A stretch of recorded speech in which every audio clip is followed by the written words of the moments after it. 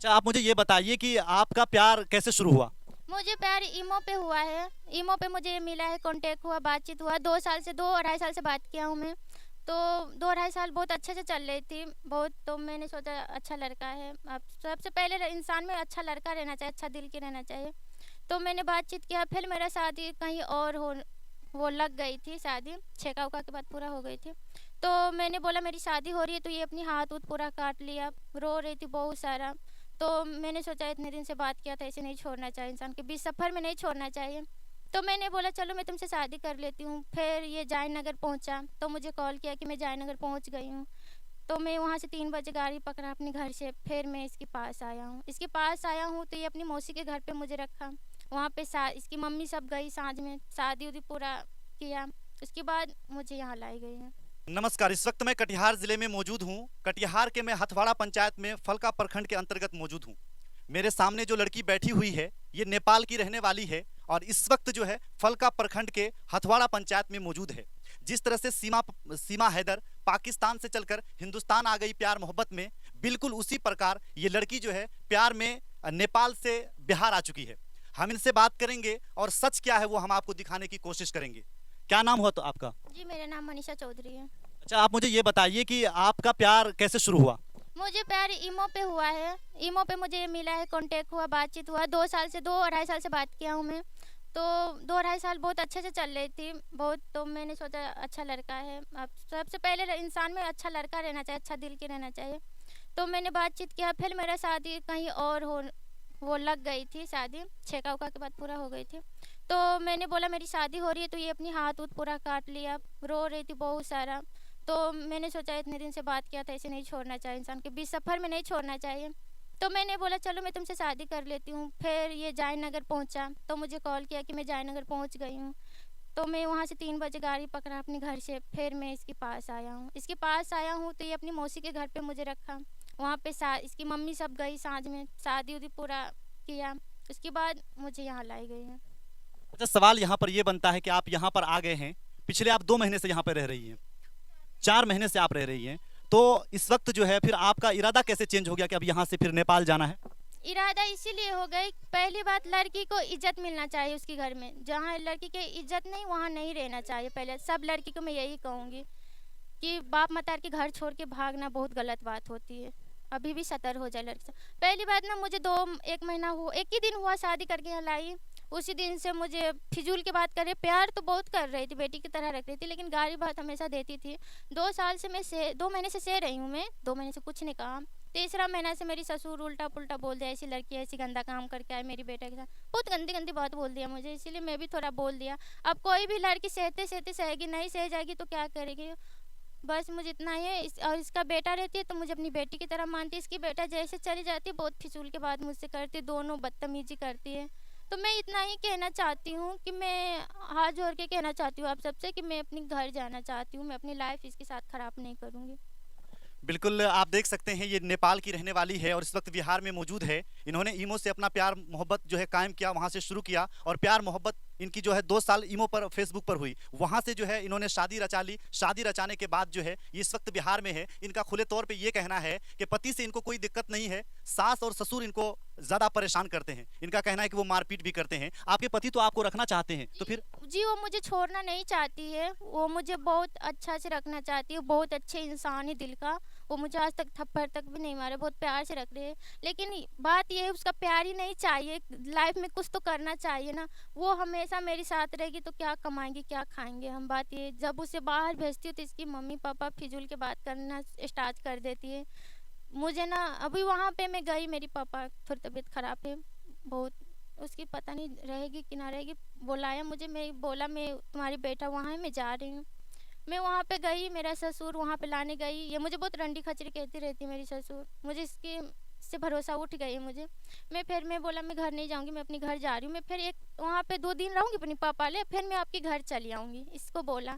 फिर ये मेरा ससुर बोले पाँव जोड़ा मेरे, फिर मैं बोला नहीं मैं नहीं जाऊँगी। लेकिन मेरी सास वहाँ जाते मुझे सबके सामने मुझे मारने लग गई। अच्छा, मुझे ये बताइए कि जिस तरह से आपने नेपाल से आप आई हैं और अपने माता-पिता का नाम तो आपने मिट्टी में मिला ही दिया है। चूंकि आपके पालन पोषण में मुझे नहीं लगता है कि कोई कमी रखी होगी आपके माता पिता ने, क्योंकि आपको शिक्षा दिया है, एजुकेटेड पर्सन बनाया है। और आपने अभी बताया कि मैं जॉब भी करती हूँ। क्या जॉब करती हैं आप और कहाँ करती हैं? जी मैं विराटनगर करती थी। क्या जॉब करती हैं आप? जी छिमेकी बैंक में काम। अच्छा, बैंक में आप काम करती, कितनी सैलरी थी आपकी वहाँ पर? 30,000। आपके पति कितना कमाते हैं यहाँ पे? इसका मुझे पता नहीं क्योंकि मेरे सामने ये काम करने कभी गई ही नहीं। काम क्या करते हैं आपके पति? ये कुछ भी नहीं करती, वैसे ही बॉम्बे में पहले काम वाम करती थी, बाकी कुछ नहीं। अच्छा, आप यहाँ पर जो आई हैं, आपको यहाँ का माहौल कैसा लग रहा है? मुझे सोचा मैं भाग पर आके यहाँ पे आई तो मैंने सोचा जैसा भी घर है मुझे तो अब रहना तो पड़ेगी। मैं ये गांव देख के थोड़ा फर्स्ट ईयर में आई थी तो मुझे अजीब से लगा, मुझे अच्छा इतना नहीं लगा। फिर सोचा अब गलती तो मैं किया हूँ तो मुझे ही रहना पड़ेगी ना अब यहाँ, तो ना भी लग रही है अच्छा, फिर भी बोलती हूँ अच्छी है लगती है। अच्छा, मुझे आप ये बताइए कि जिस तरह से आप प्यार मोहब्बत करके बिहार आ चुकी हैं, बहुत सारी लड़कियां प्यार मोहब्बत करती है और अपने माता पिता को धोखा दे करके शादी रचा लेती हैं। ऐसे लड़कियों को आप क्या कहना चाहेंगी? नहीं बिल्कुल नहीं, मैं तो ये कहूँगी जो भी बहनें हो बाप मतार से बढ़ के कुछ नहीं होती है। और पहली बात जो लड़की बाप मतार के छोड़ के अपनी आशिक के साथ जाना चाहती है ना, वो बहुत बड़ी गलती कर रही है। इतना बड़ी कदम नहीं उठाना चाहिए। लड़की सब इतना ही कहूँगी कि आप सब सतर्क रहिए, ये गलत काम कभी मत उठाइए, बहुत गलत काम होती है। लाइफ फ्यूचर लाइफ भी पूरा खराब हो जाएगी, पूरा कोई साथ ना देगी इसी में। अच्छा, मुझे ये बताइए कि लास्ट में आपका क्या फैसला है, आप क्या करना चाहती हैं? मुझे अब यही फैसला करना है कि मैं इसे डिवोर्स ले लूं और मैं अपनी ज़िंदगी सुधार लूं। आपके पति आपको नहीं छोड़ेंगे तो फिर कैसे आप डिवोर्स लीजिएगा? नहीं, मैं समाज के आगे में हाथ मुंह जोड़ूंगी क्योंकि मैं इसके साथ रहूंगी तो मेरी फ्यूचर लाइफ पूरा खराब हो जाएगी। क्योंकि मेरी अकेला अकेला जान हूँ तो मुझे इतना बहुत तकलीफ होती है। आगे दिन में मेरा बच्चा हो जाएगी तो और भी बहुत तकलीफ होगी। तो मैं नहीं चाहती हूँ कि मैं तकलीफ करूँ तो मेरा बच्चा तकलीफ करे, मैं नहीं करना चाहती हूँ। तो बस मैं ये कहूँगी कि मुझे ना घर जाना है, मुझे इससे छुटकारा चाहिए, मैं इसके साथ नहीं रहूँगी। अच्छा, आपने अभी बताया कि आप 4 मंथ से आप बिहार में रह रही हैं, तो यहाँ से आपने कभी फोन किया वहाँ पर अपने माता पिता से, आपने बात की कभी? हाँ जी, मैं बात कर रही हूँ अपनी मम्मी से, बात कर रही हूँ, मेरे पापा भाई से बस। अच्छा, मुझे ये बताइए कि आप यहाँ से जब जाएंगे तो आपके पिताजी आपको एक्सेप्ट करेंगे, आपके माताजी आपको रखेंगे?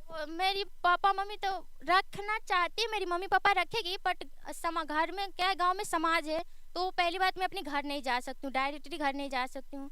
तो मैं अपने गांव में ही रहूँगी, कहीं भाड़ा पे रहूँगी, लेकिन मेरी मम्मी पापा पूरा टोटल खर्चा मेरी मम्मी पापा उठाएगी। अच्छा, आपकी जब शादी लगी थी तो उस समय आप आपके माता पिता जिससे शादी कराना चाह रहे थे तो उनसे शादी नहीं करके आपने इनसे शादी किया, आपके जहनों में क्या चल रहा था उस वक्त? उस वक्त मेरा काम दिमाग कुछ काम नहीं कर रही थी, कहाँ जाऊँ, इससे शादी करूँ तो सही है, उससे शादी करूँ तो सही है। फिर मैंने सोचा उससे तो इतना जान पहचान नहीं हुआ, इससे जान पहचान हो गई, शायद ये खुश रख सके। ये लड़का तो दिल के में बहुत साफ है, मैं कह रही हूँ लाइफ में ना ऐसी लड़का मिलना बहुत मुश्किल है, मैं तो इतना कह रही हूँ। लेकिन बात ये है ना, तकलीफ मुझे इसकी घर वालों दे रही है, दान दहेज की सब चीज़ की ताना मारती है मुझे। अच्छा, मुझे ये बताइए कि जिस तरह से अभी आपने कहा कि आपके जो हस्बैंड है वो आपको बहुत प्यार करते हैं, आप भी उनसे बहुत प्यार करती हैं, ये तो क्लियर हो चुका है। अब ये बताइए कि अगर आपके पति आपको रखना चाहे, यहाँ से कहीं दूर ले जाकर के रखना चाहे, तो क्या आप रहेंगे उनके साथ? जी मैं बिल्कुल नहीं रहना चाहूँगी। मैं आपने अभी तो कहा कि हम उनसे प्यार करते हैं, वो भी हमसे प्यार करते हैं। प्यार करती हूँ तो बट ये नहीं कि प्यार करा तो मैं अपनी लाइफ खराब कर लूँ। उस वक्त आपने नहीं सोचा कि हमारी लाइफ खराब हो जाएगी? तो मैं सोचा नहीं था, मैंने सोचा जब ये बंदा इतना अच्छा है तो घर द्वार अच्छा होगी, इसकी मम्मी सबकी सोच भी अच्छा होगी। इसकी मम्मी से भी बात किया था मैंने, जब मैं नेपाल थी तो इसकी मम्मी से बात किया था मैं कि मैं आपकी बहू बोल रही हूँ, क्या मैं आपके घर आऊँगी तो रखोगी? इसने बोला है हाँ मैं रखूँगी, बहुत अच्छे से रखूँगी। लेकिन जैसे मैं यहाँ आई तो ये बहुत। आपके पति तो आपको नहीं छोड़ना चाहते हैं ना, तो फिर उनपे क्या गुजरेगी? उन्होंने तो भी आपसे प्यार किया है। वो नहीं छोड़ना चाहती लेकिन मैं छोड़ना चाहती हूँ क्योंकि वो मुझे बाहर नहीं रखेगी, मुझे अपने घर पे ही रखेगी। ये बोलेगी कि घर पे रहे, अलग बना के खा, ये मुझे बोलेगी। लेकिन बात ये अलग भी मैं खाऊंगी ना तो इतना होगी, इससे अच्छा है कि मुझे ज़्यादा दिन नहीं हुआ है, सिर्फ 4 महीना हुआ है। 4 महीना के लिए लड़की के लिए कुछ भी नहीं है, उसकी लाइफ सुधर सकती है अभी भी। और मैं आगे दिन और रहूँगी यहाँ तो मेरी लाइफ पूरी की पूरी ख़राब हो जाएगी। तो मैं चाहती हूँ मैं अपने घर जाऊँ और फिर से जॉब वाली काम करने लग जाऊँ, मैं अपनी ज़िंदगी सुधार लूँ। अच्छा, इस बात से तो बिल्कुल जाहिर हो गया है कि लड़की बेवफा होती है, और आपके सेंटेंस से ऐसा जाहिर हो गया कि आपने जिनसे प्यार किया उनको आप धोखा दे करके वापस आप नेपाल जा रही हैं। तो इनका मतलब ये हुआ कि सरासर आप जो है लड़कों के साथ आप गलत कर रहे हैं। इसका मतलब ये है कि प्यार आप ढंग से नहीं कर रही हैं उनसे। मैं प्यार ढंग से बहुत, इससे मैं बहुत प्यार किया हूँ, मैं इसके लिए सबके कुर्बान दे दिया हूँ। मैं अपनी पढ़ाई, जॉब, मम्मी पापा सबको कुर्बान कर दिया, लेकिन ये कुर्बान मेरे लिए नहीं किया। मैंने इससे बोला, जब नहीं आई थी तो मैंने इससे बोला मुझे अपने साथ बॉम्बे रख, मैं बॉम्बे रहूँगी क्योंकि तुम्हारी मम्मी फिजूल की बातें करती है, ऐसे करेगी तो कौन लड़की रहेगी, कौन भी लड़की नहीं रहेगी। जैसे मुझे तकलीफ दे रही है ना, खाने पीने की सब चीज़ की तकलीफ दे रही है, ऐसी कोई लड़की नहीं रहेगी तो मुझे बॉम्बे रख, लेकिन ये मुझे बॉम्बे नहीं ले जाने, बोले जैसे तैसे करके तुम्हें यहीं रहना पड़ेगी। और अभी फिजूल की बात ये है, पहले 2 महीने से मेरे पति मेरी बात करती थी अच्छा खासा 2 महीना ठीक-ठाक। अब ये अपनी मम्मी की ज़्यादा बात करती है, मेरी बात कुछ भी नहीं सुनती। पहले से पूरा बदल चुका है ये लड़का भी। मतलब कुल मिलाकर ये कहा जा सकता है, आपके बातों से ऐसा जाहिर हो रहा है कि आपके पति आपके इशारे पर अगर काम करे, जैसा आप कहती आदेश देती हैं कि मुंबई रहना है, दिल्ली रहना है, अगर वो आपके आदेशों पर खड़ा उतरे तब आप उनके साथ रहेंगी, वरना आपको अगर अपने साथ यहाँ रखना चाह रही तो आप नहीं रहना चाह रही हैं? नहीं, मैं वो नहीं, मैं इसके घर में कहती हूँ अभी भी रखेगी, इज्जत से रखना चाहिए। पहली बात, लड़की की इज्जत नहीं मिलती तो वो लड़की नहीं रहेगी। जब ससुर भग इतनी गंदी-गंदी बात कहेगी, कौन लड़की सहेगी? कोई लड़की नहीं सहेगी। खाने पीने को लड़की की तकलीफ देगी तो कौन लड़की, सबसे पहले जो भी काम कराती है पेट कराती है। पेट के लिए कुछ भी करना, जो भी नहीं आती वो भी करना सीखती है लड़की, पहली बात। तो मैं ये कहना चाहती हूँ कि मुझे घर जाना है, अपने घर। इसकी लाइफ बहुत ख़राब हो जाएगी मेरी, इसके साथ रहूँगी बहुत ख़राब हो जाएगी। और अभी तो मैं बात नहीं किया हूँ अपने हस्बैंड से, अब इतना हो चुका है, मुझे बहुत तरीक़ा से मारा इसने। देखो पहली बात ना, मैं एक ही हाथ से इसका झोटा पकड़ा था, ये 2 हाथ से मुझे झोटा पकड़ी थी। मेरा सास मेरे ससुर मेरा एक हाथ पकड़ा था। 3 लेडीज़ मुझे छुड़ा रही थी, उसको कोई नहीं छुड़ा रही थी। मार किसको लगा? मुझे लगा, उसे नहीं लगा। लेकिन बात ये है ना, आएगी मेरा हस्बैंड तो मुझे ही मारेगी, वो मुझे कन्फर्म है, मुझे ही मारेगी, मुझे ही डाँटेगी। तो मैं चाहती हूँ ये झमेला से ये अपनी रास्ते रहे, मैं अपनी रास्ते रहूँगी, बस इतना ही कहना है।